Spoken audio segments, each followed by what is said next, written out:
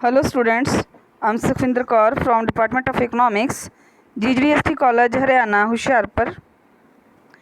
ਅੱਜ ਇਸ ਲੈਕਚਰ ਵਿੱਚ ਅਸੀਂ ਪਲੈਨਿੰਗ ਦੀਆਂ ਟਾਈਪਸ ਕਰਨ ਜਾ ਰਹੇ ਹਾਂ। ਪਲੈਨਿੰਗ ਜੋ ਅਸੀਂ ਪਿਛਲੇ ਕੁਝ ਇੱਕ ਲੈਕਚਰ ਤੋਂ ਸ਼ੁਰੂ ਕੀਤੀ ਹੋਈ ਹੈ, ਅੱਜ ਉਸ ਦੇ ਵਿੱਚ ਅਸੀਂ ਉਸ ਦੀਆਂ ਪਲੈਨਿੰਗਸ ਜਿਹੜੀਆਂ ਟਾਈਪਸ ਆ ਜਿਹੜੀਆਂ ਪਲੈਨਿੰਗ ਦੀਆਂ ਉਹ ਡਿਸਕਸ ਕਰਾਂਗੇ, ਉਹਨਾਂ ਦੇ ਬਾਰੇ ਥੋੜ੍ਹੀ ਜਿਹੀ ਡਿਸਕਸ਼ਨ ਕਰਾਂਗੇ। ਸਭ ਤੋਂ ਪਹਿਲਾਂ ਤਾਂ ਮੈਂ ਦੱਸਦੇ ਹਾਂ ਕਿ ਸਾਡੇ ਕੋਲੇ ਪਲੈਨਿੰਗ ਦੀਆਂ ਮੁੱਖ ਰੂਪ ਦੇ ਵਿੱਚ 8 ਟਾਈਪਸ ਆ ਅਤੇ ਉਹਦੇ ਵਿੱਚ ਅੱਗੇ 2 ਸਬ ਟਾਈਪਸ ਮੀਨਸ ਟੋਟਲ 16 ਟਾਈਪਸ ਆ ਜਿਹੜੀਆਂ ਪਲੈਨਿੰਗ ਦੀਆਂ ਆਪਾਂ ਕਰਾਂਗੇ। ਸਭ ਤੋਂ ਪਹਿਲਾਂ ਜਿਹੜੀ ਪਲੈਨਿੰਗ ਇਹਦੇ ਵਿੱਚ ਹੈਗੀ ਜਨਰਲ ਪਲੈਨਿੰਗ। ਜਨਰਲ ਪਲੈਨਿੰਗ ਜਾਂ ਇਸ ਨੂੰ ਅਸੀਂ ਕਹਿੰਦੇ ਹਾਂ ਵਿਆਪਕ ਪਲੈਨਿੰਗ। ਇਸ ਪਲੈਨਿੰਗ ਦੇ ਵਿੱਚ ਕੀ ਹੁੰਦਾ ਕਿ ਅਰਥ ਵਿਵਸਥਾ ਦੇ ਵਿੱਚ, ਇਕੋਨਮੀ ਦੇ ਵਿੱਚ ਸੰਬੰਧਿਤ ਕਿਰਿਆਵਾਂ ਦਾ ਜਿਹੜਾ ਪਲੈਨਿੰਗ ਕਰ ਲਈ ਜਾਂਦੀ ਆ। ਔਰ ਇਸ ਨੂੰ ਵਿਆਪਕ ਇਸ ਲਈ ਕਿਹਾ ਜਾਂਦਾ ਕਿ ਇਸ ਦੇ ਵਿੱਚ ਸਾਰੇ ਖੇਤਰ, ਚਾਹੇ ਉਹ ਐਗਰੀਕਲਚਰ ਹੋਵੇ, ਚਾਹੇ ਇੰਡਸਟਰੀ ਹੋਵੇ, ਚਾਹੇ ਟਰਸ਼ਰੀ ਹੋਵੇ, ਚਾਹੇ ਖੇਤੀਬਾੜੀ ਨਾਲ ਸੰਬੰਧਿਤ ਹੋਣ, ਚਾਹੇ ਸਿੰਚਾਈ ਸਹੂਲਤਾਂ ਨਾਲ ਸੰਬੰਧਿਤ ਹੋਣ, ਚਾਹੇ ਸਮਾਜਿਕ ਅਰਥ ਵਿਵਸਥਾ ਦੇ ਕਿਸੇ ਵੀ ਖੇਤਰ ਦੇ ਨਾਲ ਸੰਬੰਧਿਤ ਹੋਣ, ਸਾਰੀ ਪ੍ਰਕਾਰ ਦੀਆਂ ਆਰਥਿਕ ਗਤੀਵਿਧੀਆਂ ਜਿਹੜੀਆਂ ਆ, ਸਾਰੀ ਪ੍ਰਕਾਰ ਦੀਆਂ ਅਰਥ ਵਿਵਸਥਾ ਨਾਲ ਸੰਬੰਧਿਤ ਕਿਰਿਆਵਾਂ ਦਾ ਜਿਹੜਾ ਇਹਦੇ ਵਿੱਚ ਵਰਣਨ ਹੁੰਦਾ ਅਤੇ ਉਹਨਾਂ ਸੰਬੰਧੀ ਯੋਜਨਾ ਜਿਹੜੀ ਬਣਾਈ ਜਾਂਦੀ ਆ। ਇੱਕ ਤਰ੍ਹਾਂ ਨਾਲ ਕਹਿ ਲਈਏ ਕਿ ਇੱਕ ਇਕੋਨਮੀ ਦੇ ਵਿੱਚ ਹੋਣ ਵਾਲੀਆਂ ਸਾਰੀ ਪ੍ਰਕਾਰ ਦੀਆਂ ਗਤੀਵਿਧੀਆਂ ਦਾ ਜਦੋਂ ਵਰਣਨ ਕਰਕੇ ਉਹਨਾਂ ਦੇ ਪ੍ਰਤੀ ਇੱਕ ਪਲੈਨਿੰਗ ਤਿਆਰ ਕੀਤੀ ਜਾਂਦੀ ਹੈ, ਉਸ ਨੂੰ ਕੰਪਰੀਹੈਂਸਿਵ ਮੀਨਸ ਡਿਟੇਲ ਦੇ ਵਿੱਚ ਹੁੰਦੀ ਹੈ, ਉਸ ਨੂੰ ਜਨਰਲ ਪਲੈਨਿੰਗ ਕਹਿੰਦੇ ਆ। ਅੰਸ਼ਿਕ ਪਾਰਸ਼ੀਅਲ ਪਲੈਨਿੰਗ। ਪਾਰਸ਼ੀਅਲ ਪਲੈਨਿੰਗ ਦੇ ਵਿੱਚ ਕੀ ਹੈ ਕਿ ਤੁਸੀਂ ਪੂਰੀ ਦੀ ਪੂਰੀ ਇਕੋਨਮੀ, ਪੂਰੇ ਦੇ ਪੂਰੇ ਸੈਕਟਰਸ, ਪੂਰੇ ਦੇ ਪੂਰੇ ਸਿਸਟਮ ਦੇ ਬਾਰੇ ਵਿੱਚ ਪਲੈਨਿੰਗ ਨਹੀਂ ਕਰਦੇ। ਇੱਕ ਪਾਰਟੀਕੂਲਰ ਏਰੀਆ, ਇੱਕ ਪਾਰਟੀਕੂਲਰ ਸੈਕਟਰ ਹੈ ਜਿਹੜਾ, ਉਸ ਦੇ ਬਾਰੇ ਵਿੱਚ ਪਲੈਨਿੰਗ ਕਰਦੇ ਹੋ। ਮੰਨ ਲਓ ਅਸੀਂ ਕਦੀ ਸਿਰਫ ਐਗਰੀਕਲਚਰ ਨੂੰ ਲੈ ਕੇ ਪਲੈਨਿੰਗ ਕਰੀਏ, ਕਦੀ ਅਸੀਂ ਸਿਰਫ ਇੰਡਸਟਰੀ ਨੂੰ ਲੈ ਕੇ ਪਲੈਨਿੰਗ ਕਰੀਏ, ਜੇ ਅਸੀਂ ਕਦੀ ਸਿਰਫ ਇੱਕ ਏਰੀਏ ਨੂੰ ਲੈ ਕੇ ਪਲੈਨਿੰਗ ਕਰੀਏ ਤਾਂ ਇਸ ਨੂੰ ਅਸੀਂ ਅੰਸ਼ਿਕ ਪਾਰਸ਼ੀਅਲ ਪਲੈਨਿੰਗ ਕਹਿੰਦੇ ਆ। ਇਹ ਆਮ ਕਰਕੇ ਇਸ ਤਰ੍ਹਾਂ ਦੀ ਜਿਹੜੀ ਪਲੈਨਿੰਗ ਹੁੰਦੀ ਅੰਸ਼ਿਕ, ਇਹ ਲੌਂਗ ਪੀਰੀਅਡ ਲਈ ਕੀਤੀ ਗਈ ਪਲੈਨਿੰਗ ਨਹੀਂ ਹੁੰਦੀ, ਸ਼ਾਰਟ ਪੀਰੀਅਡ 'ਚ ਵਿੱਚ ਕੀਤੀ ਗਈ ਪਲੈਨਿੰਗ ਆ ਜੋ ਕੋਈ ਸਪੈਸ਼ਲ ਉਦੇਸ਼ਾਂ ਨੂੰ ਪੂਰਾ ਕਰਨ ਦੇ ਲਈ ਕੀਤੀ ਜਾਂਦੀ ਹੈ। ਨੈਕਸਟ ਹੈਗੀ ਆ ਫੰਕਸ਼ਨਲ ਪਲੈਨਿੰਗ। ਫੰਕਸ਼ਨਲ ਪਲੈਨਿੰਗ ਦੇ ਵਿੱਚ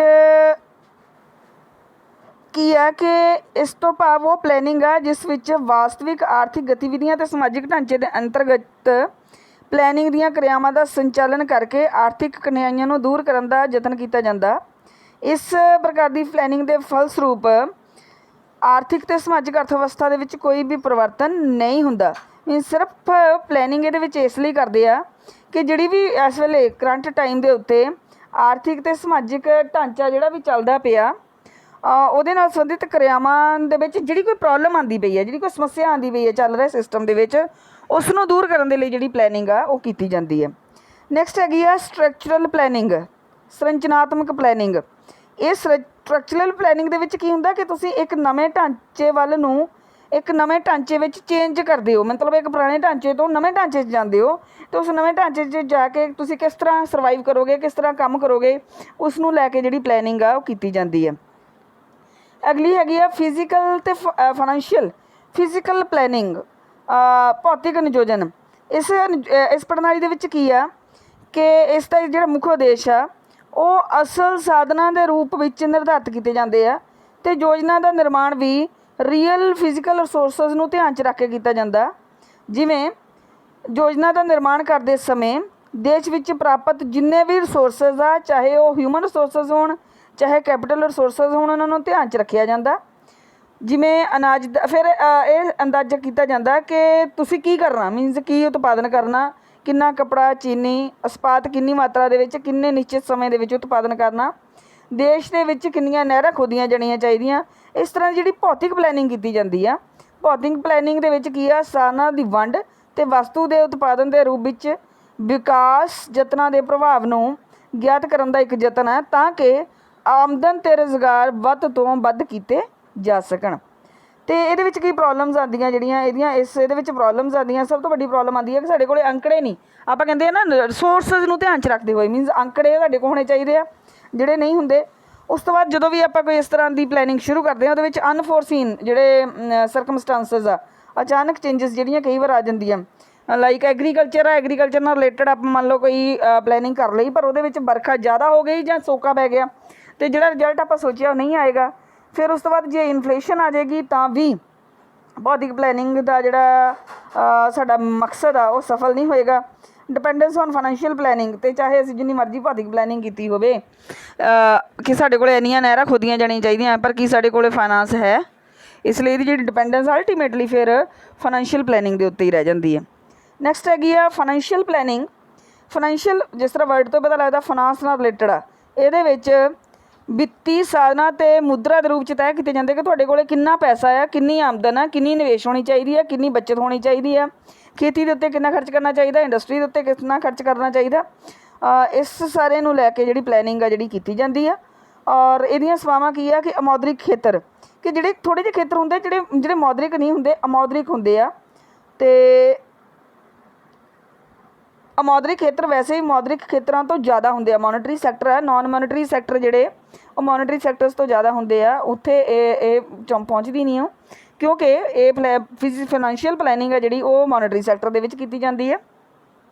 ਉਸ ਤੋਂ ਬਾਅਦ ਇਹਦਾ ਬੱਚਤ ਦੇ ਉੱਤੇ ਐਡਵਰਸ ਇਫੈਕਟ ਪੈਂਦਾ ਅਤੇ ਉਸ ਤੋਂ ਬਾਅਦ ਇਹ ਵੇਸਟੇਜ ਹੈ ਜਿਹੜੀ ਫਜ਼ੂਲ ਖਰਚੀ ਆ ਉਸ ਨੂੰ ਵਧਾਉਂਦੀ ਆ ਕਿਉਂਕਿ ਜੇਕਰ ਇੱਕ ਕੀਮਤ ਪੱਧਰ ਵਿੱਚ ਵਧੇਰੇ ਤਬਦੀਲੀ ਨਾ ਹੋਵੇ ਅਤੇ ਦੂਸਰੇ ਧਨ ਨੂੰ ਇਮਾਨਦਾਰੀ ਨਾਲ ਖਰਚ ਕੀਤਾ ਜਾਵੇ ਤਾਂ ਇਹਦਾ ਜਿਹੜਾ ਟੀਚਾ ਪ੍ਰਾਪਤ ਹੋ ਸਕਦਾ, ਪਰ ਇਸ ਤਰ੍ਹਾਂ ਹੁੰਦਾ ਨਹੀਂ ਆ।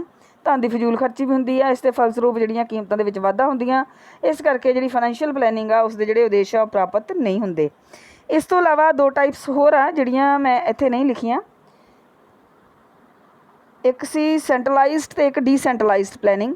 ਕੇਂਦਰੀ ਨਿਯੋਜਨ, ਉਹ ਨਿਯੋਜਨ ਜਿਹੜਾ ਸੈਂਟਰਲ ਅਧਿਕਾਰੀਆਂ ਦੁਆਰਾ ਕੀਤਾ ਜਾਂਦਾ ਅਤੇ ਇਸ ਦੇ ਉਲਟ ਜਿਸ ਤਰ੍ਹਾਂ ਇੰਡੀਆ ਦੇ ਵਿੱਚ ਅਲੱਗ-ਅਲੱਗ ਸਟੇਟਸ ਫਿਰ ਹੈਗੀਆਂ, ਇਹ ਉਹ ਯੋਜਨਾਵਾਂ ਡੀਸੈਂਟਰਲਾਈਜ਼ਡ ਹੁੰਦੀਆਂ ਜਿਹੜੀਆਂ ਲੋਕਲ ਜਾਂ ਸੈਕਟੋਰਲ ਜਿਹੜੀਆਂ ਜਥੇਬੰਦੀਆਂ ਆ ਜਾਂ ਇੰਡੀਵਿਜੂਅਲਸ ਦੇ ਰਾਹੀਂ ਬਣਾਈਆਂ ਜਾਂਦੀਆਂ। ਮੀਨਸ ਜਿਹੜਾ ਸੈਂਟਰਲ ਔਰਗਨਾਈਜੇਸ਼ਨ ਦੁਆਰਾ ਬਣਾਈ ਜਾਂਦੀ ਆ ਅਤੇ ਪਲੈਨਿੰਗ ਕੀਤੀ ਜਾਂਦੀ ਹੈ ਉਹ ਸੈਂਟਰਲਾਈਜ਼ਡ ਪਲੈਨਿੰਗ ਹੁੰਦੀ ਆ। ਔਰ ਜਿਹੜੀ ਲੋਕਲ ਲੈਵਲ ਦੇ ਉੱਤੇ ਆ ਕੇ ਖੇਤਰੀ ਲੈਵਲ ਦੇ ਉੱਤੇ ਆ ਕੇ ਸਟੇਟ ਗੌਰਮੈਂਟਸ ਜਾਂ ਲੋਕਲ ਗੌਰਮੈਂਟਸ ਦੁਆਰਾ ਜਾਂ ਕੋਈ ਇੰਡੀਵਿਜੂਅਲ ਇੰਸਟੀਟਿਊਸ਼ਨਸ ਦੁਆਰਾ ਬਣਾਈਆਂ ਜਾਂਦੀਆਂ ਉਹ ਡੀਸੈਂਟਰਲਾਈਜ਼ਡ ਵਿਕੇਂਦਰੀ ਨਿਯੋਜਨ ਹੁੰਦੀ ਆ। ਸੈਂਟਰਲਾਈਜ਼ਡ ਮੀਨਸ ਕੇਂਦਰੀ ਨਿਯੋਜਨ ਜਿਹੜਾ ਸੈਂਟਰਲ ਅਥਾਰਟੀਜ਼ ਕਰਦੀਆਂ, ਐਂਡ ਦੂਸਰਾ ਜਿਹੜਾ ਪ੍ਰਾਈਵੇਟ ਜਿਹੜਾ ਅਸੀਂ ਕਹਿ ਸਕਦੇ ਹਾਂ ਕਿ ਪਲੈਨਿੰਗ ਫਰੋਮ ਬਿਲੋ, ਹੇਠਾਂ ਤੋਂ ਜਿਹੜੀ ਹੇਠਲੇ ਪੱਧਰ 'ਤੇ ਆ ਕੇ ਪਲੈਨਿੰਗ ਕੀਤੀ ਜਾਂਦੀ ਆ ਉਹ ਡੀਸੈਂਟਰਲਾਈਜ਼ਡ ਵਿਕੇਂਦਰੀ ਪਲੈਨਿੰਗ ਹੁੰਦੀ ਹੈ। ਨੈਕਸਟ ਜਿਹੜੀਆਂ ਉਹ ਆਪਾਂ ਨੈਕਸਟ ਲੈਕਚਰ ਦੇ ਵਿੱਚ ਕਰਾਂਗੇ। Thank you so much.